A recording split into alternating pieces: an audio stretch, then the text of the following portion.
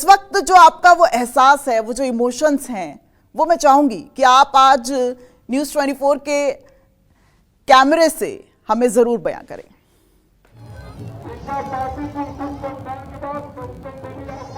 बिल्कुल, देखिए दिव्या, चूंकि आपने एहसास की बात की, तो देखिए एहसास तो कुछ ऐसी चीज़ होती है जिसको शब्दों में बयां कर पाना बहुत मुश्किल होता है, लेकिन उनके चेहरे से, उनके भाव से ये एहसास किया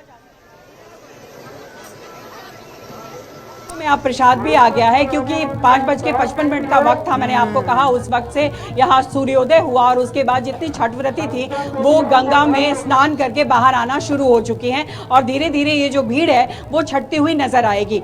लेकिन शुरुआत में जैसे मैंने कहा कि देखिए इस बार जो है बिहार का छठ पर्व बहुत महत्वपूर्ण होने जा रहा है, इसलिए क्योंकि एक तो इस छठ पर्व को महापर्व कहा जाता है और इस व्रत के लिए माना जाता है कि इस व्रत में अगर आप व्रत के साथ साथ कर्म भी करते हैं, यानी पूजा अर्चना में सम्मिलित भी होते हैं, तो उसका प्रभाव आपके जीवन में होता है। तो चूंकि चुनाव है और ऐसी तस्वीर जो कि आप पटना से देख रही हैं, चाहे वो चिराग पासवान के घर का हो या लालू यादव के घर का हो, बिहार का हर व्यक्ति, चाहे वो मंत्री हो, चाहे वो संतरी हो या फिर आम आदमी हो, छठ पर्व के महत्व को जानता है। और इसीलिए शायद इस छठ पर्व को देखते हुए भी प्रधानमंत्री की जो खबर आई कि वो घाट पर जा सकते हैं, तो जाहिर तौर पर छठ पर्व के माध्यम से बिहार को साधने की पूरी कोशिश होगी और ऐसी तस्वीर जो आप जड़ में देख पाएं वो शायद कहीं और आप ना देख पाएं। तो देखिए ये गंगा घाट है और गंगा घाट के आसपास इस तरीके की तस्वीर की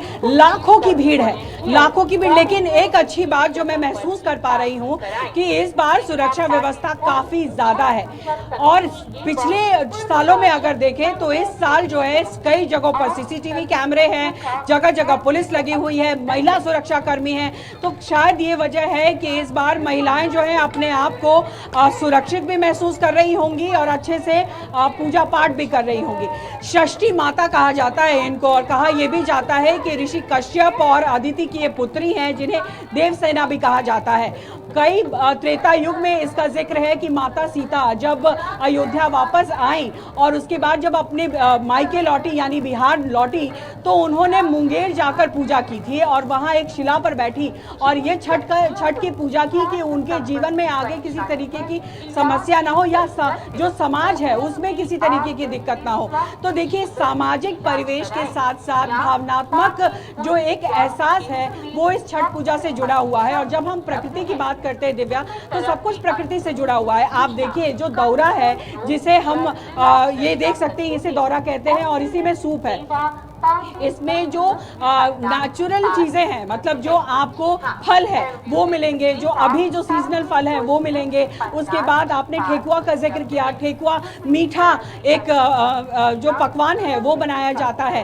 तो इस तरीके की चीजें हैं जो पारंपरिक है और आज जो है इसका समापन हो जाता है। लोग जो है घर पहुंचेंगे, पानी पिएंगे, व्रत खोलेंगे और समाज के लिए, अपने लिए, परिवार के लिए सब कुछ मांगते हैं। चूंकि इस पर्व में साफ सफाई का बहुत ध्यान रखा जाता है, सिर्फ घर नहीं बल्कि जो सड़क है वो तक धुल जाते हैं, गंदगी कहीं फैलाई नहीं जाती है। तो ये भी बहुत महत्वपूर्ण होता है कि इस पर्व में साफ सफाई का बहुत ध्यान रखा जाता है। कहते हैं कि व्रती के आसपास किसी तरीके से अगर आप गंदगी कर देते हैं तो उसका जो प्रभाव है बुरा पड़ता है शरीर पर और इसके कई उदाहरण भी है।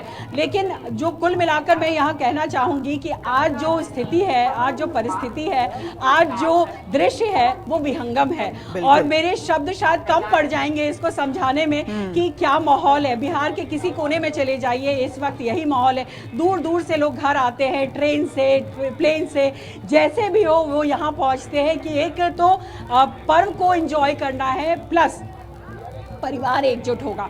और परिवार एकजुट होना आप समझ सकती हैं कि परिवार का एकजुट इस पर्व के जरिए होता है तो उसका क्या मायने होता है। और इस पर्व, ये पर्व जो है पल्लवी एक बड़ा संदेश भी देता नजर आता है, क्योंकि संयम एक बड़ा संदेश देता नजर आता है। क्योंकि देखिए आप 36 घंटे का महाव्रत वो महिलाएं जो है वो करती नजर आती हैं और उस महाव्रत में भी वो अपने परिवार के लिए खाना बनाती हैं। ठेकुआ जो बनाना बहुत कठिन होता है उसके बावजूद वो बनाती हैं, यानी वो संघर्ष, वो संयम नजर आता है। और सबसे बड़ा संदेश कि जो अस्त हुआ उसका उदय भी होगा, क्योंकि ये सिर्फ छठ ही है जिसमें डूबते सूर्य को भी नमन किया जाता है।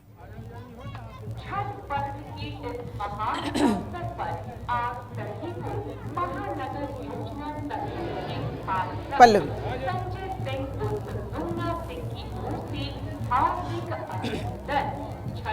जी अगर ये सवाल था तो दिव्या में बिल्कुल आपने बिल्कुल सही कहा कि डूबते सूरज के साथ उगते सूरज की पूजा सिर्फ इसी पर्व में होता है। और इसी पर्व में ये कहा जाता है कि देखिए, हम कहते हैं कि डूबते सूरज को प्रणाम नहीं करना चाहिए, लेकिन इस पर्व में ये समझाया जाता है डूबेगा तो उदय होगा। और यही वजह है कि इस महापर्व में इस तरीके की पूजा अर्चना होती है। बिल्कुल आपने कहा कि 36 घंटे की ये पूजा अर्चना है, बिना पानी पिए व्रती जो है ये व्रत रखती है। वो बताता है कि आपके अंदर कितना पेशेंस लेवल है।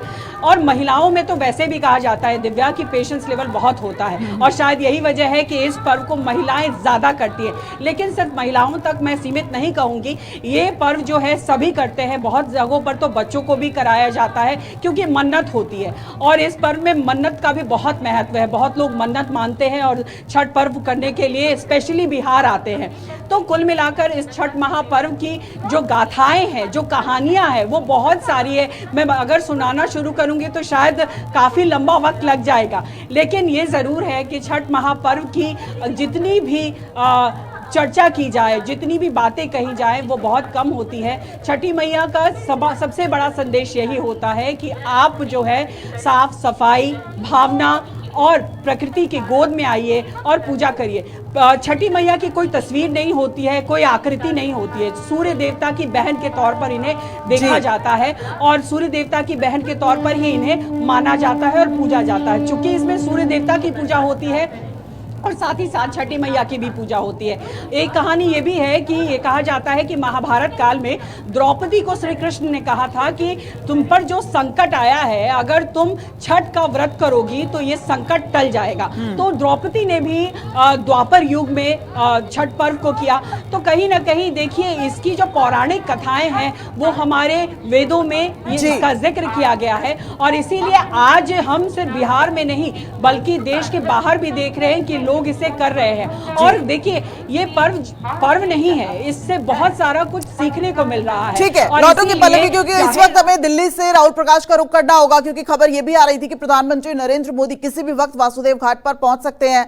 राहुल, कोई अपडेट है क्या इस वक्त? कोई पीएम के प्रोग्राम में कोई तब्दीली हुई है? चूंकि देखिए, आम आदमी पार्टी एक आरोप भी लगा रही थी कि कृत्रिम घाट खासतौर पर प्रधानमंत्री के आगमन के लिए बनाया गया। ऐसी कुछ बात सामने आई? क्योंकि आप जहां पर खड़े हैं वहां पर पीछे तो मुझे यमुना नदी नजर आ रही है, और अगर वासुदेव घाट की बात की जाए तो पहला ऐसा घाट है यहां पर यमुना की आरती शुरू हुई।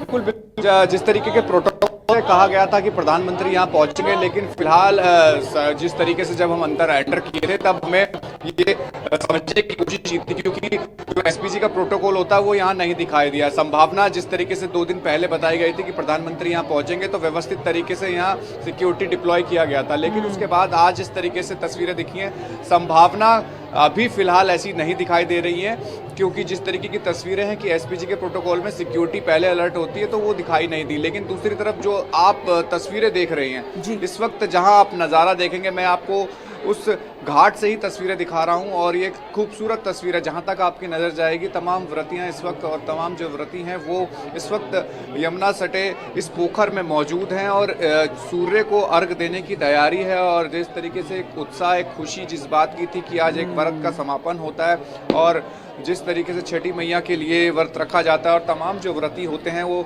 26 घंटे जिस तरीके का एक अनुष्ठान जो रखते हैं, पूरा एक कहा जाता है कि एक बड़ा मुश्किल ये व्रत होता है, निर्जल व्रत होता है, जिसके बाद यहाँ आप देखें जिस वक्त दिल्ली में ठंड शुरू हो जाती है तो ऐसे में पानी में खड़े रहना ये भी एक बड़ी मुश्किल होती है। तो इन तमाम मुश्किलों के बीच, और कहा जाए तमाम उन कठिनाइयों के बीच, तमाम व्रती जो होते हैं वो इस व्रत को करते हैं। और उसके बाद अब जिस तरीके से अर्घ देने की तैयारी शुरू हो चुकी है और उसके बाद इस व्रत का समापन होगा।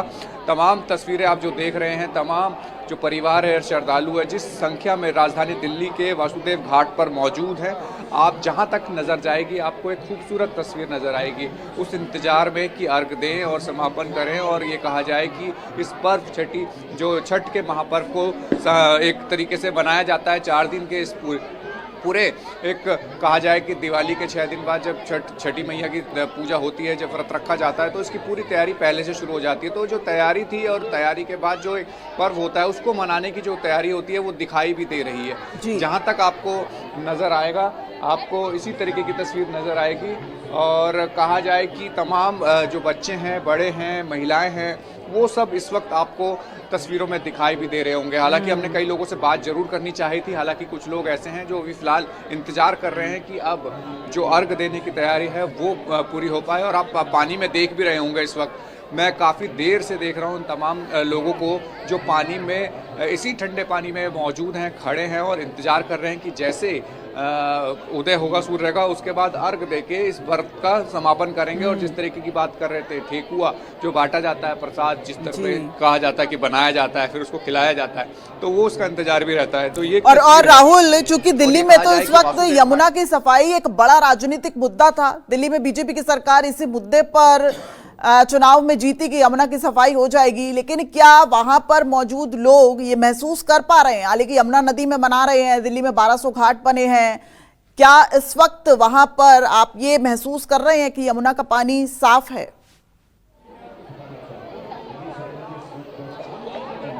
देखिए, जहां मैं मौजूद हूं वासुदेव घाट में, ये एक पोखर बनाया गया है, यमुना से थोड़ा पीछे है और यहाँ तमाम श्रद्धालु मौजूद हैं। अलग अलग घाट है, अगर आपको सामने मैं दिखाने की कोशिश करूँ बिल्कुल इसके अपोजिट में यमुना का पानी जिस तरीके से एक डिस्टेंस पे जहाँ ये बड़े बड़े आप कहा जाए कि लकड़ियों का एक पैनल तैयार किया गया है, इसके समीप जो लोग पूजा अर्चना करते हैं यहाँ तक पानी की सफाई की व्यवस्था की गई है। पूर्णतः पूरा साफ हो गया ये कहना मुश्किल होगा, क्योंकि जो हम तस्वीरें देख रहे हैं जिस पानी में यहाँ लोग मौजूद हैं, ये पोखर तैयार किया गया था, ये साफ पानी यहाँ इकट्ठा किया गया था। यमुना से सटे जो तमाम इलाके हैं जहाँ छठी मैया की जब पूरी तैयारी है, जहाँ अर्घ दिया जाता है, उस तरीके से पूरा पानी साफ तो नहीं है, लेकिन ये जरूर है कि कोशिश पूरी गई है कि बेहतर एक कहा जाए कि श्रद्धालुओं को एक एनवायरनमेंट दिया जाए। और पानी जिस तरीके से आप इस वक्त भी देख रहे हैं, ये उस पोखर का पानी है जो यमुना से सटे वासुदेव घाट पर बनाया गया था। 3 फीट गहरा ये पोखर है और जितना लंबा है, तमाम श्रद्धालु यहाँ मौजूद है। अपोजिट साइड में आपको दिखाने की कोशिश करूं, वहां पे भी इस तरीके की व्यवस्था है। तो पानी जिस तरीके की बात हम कर रहे हैं पूर्णतः पूरा साफ नहीं दिखाई दे रहा है जिससे हम कहें कि क्रिस्टल क्लियर पानी हो, ऐसा तो नहीं है, लेकिन ये जरूर है कि कोशिश पूरी की है पानी को साफ रखने की, ताकि जो श्रद्धालु आते हैं, जो कहा जाए कि इसी पानी में उतर के अपने व्रत को और सूर्य की उपासना करके अर्घ देते हैं, तो फिलहाल वो जरूर दिखाई दे रहा है। लेकिन पानी की उतनी साफ सफाई वाली व्यवस्था जो हम बिल्कुल, तो राहुल लौटेंगे आपके पास, और मुंबई से विनोद जगदाले भी हमारे साथ बने हुए हैं, क्योंकि इस वक्त अब देखिए सूर्य जो है वो निकल चुका है और उषा अर्घ का ये समय हो चुका है। और विनोद, ये भी कहा जाता है कि आधे घंटे सूर्य के उगने से पहले और आधे घंटे बाद तक ही अर्घ दिया जाता है। इस वक्त मुंबई में क्या स्थिति है? क्या जो सूर्य है वो निकल चुका है और उषा अर्घ अब महिलाओं द्वारा दिया जा रहा है?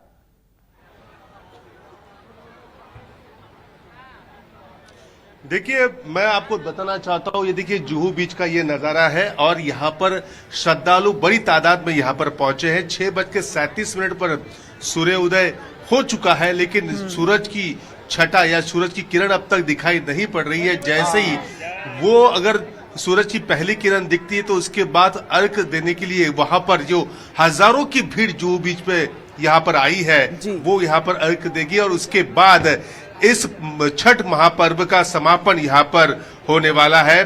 कल शाम को भी इसी तरीके की भीड़ यहाँ पर देखने को मिली जब डूबते हुए सूरज को अर्घ यहाँ पर दिया गया। आप देख सकते हैं कि समंदर में इस समय फिलहाल ज्वार भाटा यानी हाई टाइड चल रहा है और बड़ी पैमाने पर लोग यहाँ पर समंदर में नहा रहे हैं और यहाँ पर वो देखने को मिल रहा है। और यहाँ पर फिलहाल मैं बात करूँ तो बस इंतजार है सूरज के पहले किरण की, उसके बाद यहाँ पर अर्घ दिया जाएगा। बड़ी तादाद में आपको सामने छठ का व्रत रखी हुई महिलाएं आपको दिखाई पड़ सकती है जो निर्जल ये उपवास करती है और यहाँ पर बस इंतजार है। अब जैसे ही सूरज का पहली किरण दिखेगी उसके बाद अर्घ दिया जाएगा और उसके बाद इनका जो उपवास है वो उपवास को वहां पर तोड़ देंगी और यहाँ से ये लोग अपने घर के लिए निकल जाएंगे। 4 दिन का ये पर्व होता है। समापन की घड़ी नजदीक आ रही है। यहाँ पर पूरी तरीके से देख सकते हैं कि भीड़ काफी ज्यादा यहाँ पर हो चुकी है। ये जो जुहू बीच है यहाँ पर सालों से यहाँ पर छठ पूजा यहाँ पर होती है और समंदर के किनारे भी लोग यहाँ पर पहुंच चुके हैं। जी बहुत बहुत शुक्रिया विनोद आपका, राहुल आपका दिल्ली से जुड़ने के लिए और पल्लवी आपका पटना से हर एक तस्वीर को दिखाने के लिए, क्योंकि पटना से ही वो तस्वीर हमें नजर आई जहां पर हमें वो एहसास छठ पर्व का नजर आया। बढ़ते हैं अगली खबर के लिए। बुर्का हलाल और अब कब्रिस्तान, क्यों बार बार हिंदू मुसलमान? अब ये सवाल बड़ा हो गया है क्योंकि बिहार चुनाव के दौरान नेताओं के ऐसे बयानों की बाढ़ सी आई हुई है। कमाल तो ये है कि बिहार ही नहीं, अब पड़ोसी राज्य यूपी से ऐसे बयान दिए जा रहे हैं। इस बार यूपी के मुख्यमंत्री योगी आदित्यनाथ ने धार्मिक स्थलों